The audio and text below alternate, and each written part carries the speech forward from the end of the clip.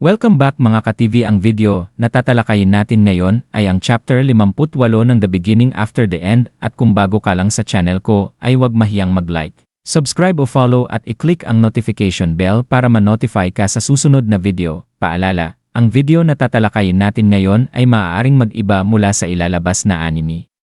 Hindi ko inaangkin ang mga drawing o anumang materyales na ipapakita.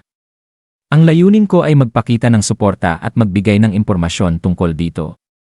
Ang lahat ng kredito ay nananatili sa mga orihinal na may-ari. Maraming salamat. Habang magkasamang nakasakay sa kabayo sina Arthur at Jasmine patungo sa kanilang susunod na destinasyon. Naging tahimik at seryoso ang kanilang biyahe. Sinamantala ni Arthur ang pagkakataon upang sumulat ng isang taos-pusong liham para sa kanyang mga magulang. Ipinapahayag ang kanyang saloobin at pagbibigay ng mga balita ukol sa mga kaganapan sa kanyang buhay. Sa liham, sinabi niyang malamang ay nasa loob na siya ng isang dungsyon sa oras na mabasa nila ito. Humingi siya ng paumanhin sa hindi madalas na pagbisita sa mga nagdaang linggo at hiniling na maghintay sila ng kaunti pa. Ikinuwento rin niya ang kanyang tuwa sa paggising ng kapangyarihan ni Lilia, at pabirong pinaalalahanan sila na huwag hayaang si Uncle Vincent ay masyadong magpakasubsob sa pagkuha ng mga tutor para sa bata. Mas mabuti raw na mag-ensayo si Lilia sa sarili niyang bilis bago pumasok sa Xerus Academy. Nakakatuwa raw isipin na magiging senior pa niya ito sa eskwelahan. Ikinuwento rin ni Arthur ang kanyang progreso, nakarating na siya sa light orange stage, at mas lumakas na siya kumpara noong halos matalo niya ang kanyang ama sa arm wrestling. Si Jasmine ay patuloy pa ring tumutulong sa kanya pagdating sa conditioning at wind magic, habang tinuturuan naman niya ito ng mas mahusay na teknika sa espada. Tinapos niya ang liham sa isang mensahe ng pagmamahal at pagpapakumbaba na nagsasabing ito ang kanyang huling misyon bilang isang adventurer bago siya pumasok sa eskwela. Pagkatapos isulat ang liham, sinabi ni Arthur kay Jasmine na ang stable master ay nangakong ipapadala ito sa oras na bumalik ang mga kabayo. Kumpiyansa si Jasmine na ligtas na makakabalik ang mga alagang kabayo na sinanay upang magbalik sa kanilang pinagmulang istabulo. Napag-usapan nilang mas delikado kung palalabasin ang mga ito sa dungsyon. Ipinunto rin ni Jasmine na malamang ay hinihintay na sila ng kanilang mga kasamahan sa dungsyon.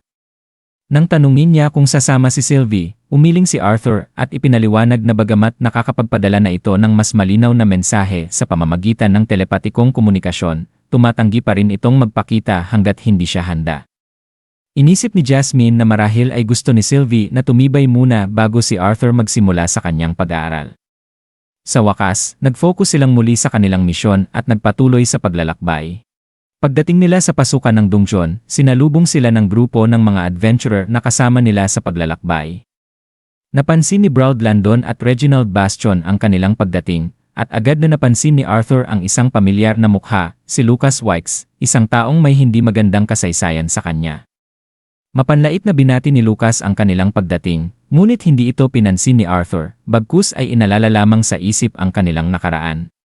Si Reginald Bastion, isang malaking lalaki na may dalang napakalaking maso, ang tumanggap sa kanila. Pinuri nito ang lakas ng kamay ni Arthur at tila pinatutunayan ang mga bali-balita tungkol sa misteryosong masked swordsman. Ipinakilala ni Reginald ang sarili bilang isang A-class augmenter na may solid yellow earth core. Itinuro rin niya si Lucas, isang A-class conjurer na may fire attribute, kasunod si Creel Master, isang water attribute augmenter na magsisilbing tank ng grupo. Nakilala rin ni Arthur si Elijah Knight, isa ring pamilyar na mukha mula sa kanilang rank selection noon.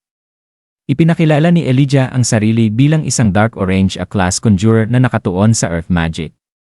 Sumunod ay si Oliver Hembet, isang mayabang ngunit bihasang A-class conjurer na isang emitter deviant, isang napakabihirang uri ng manggagamot sa mundo ng mahika.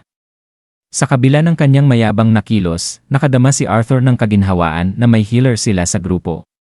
Ang huli sa nagpapakilala ay si Samantha Tempest, isang masiglang water conjurer sa dark yellow stage, na nagpahayag ng paghanga kay Arthur at humiling na alagaan siya ng husto sa kanilang misyon. Muling nagsalita si Braud, ipinakilala ang sarili bilang ang bagong double A-class, light yellow fire augmenter na mamumuno sa kanilang koponan.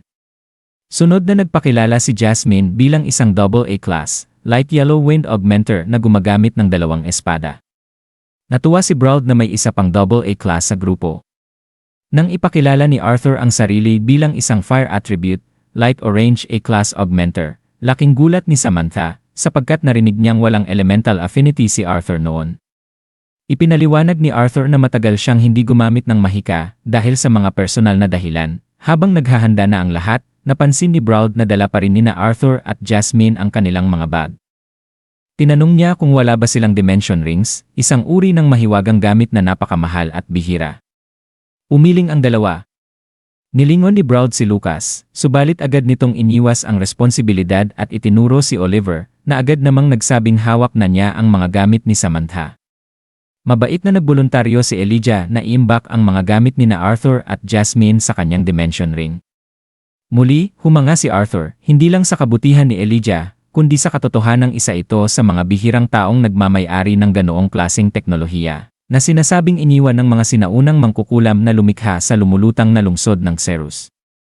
Kahit ang pinakamaliit na version nito ay nagkakahalaga ng libo-libong ginto. Nagpasalamat si Arthur kay Elijah nang umiti at mahiyain na lumayo. Sa puntong ito, handa na ang buong grupo. Sa harap ng dungeon, pinangunahan ni Braud ang anunsyo ng kanilang pagsisimula.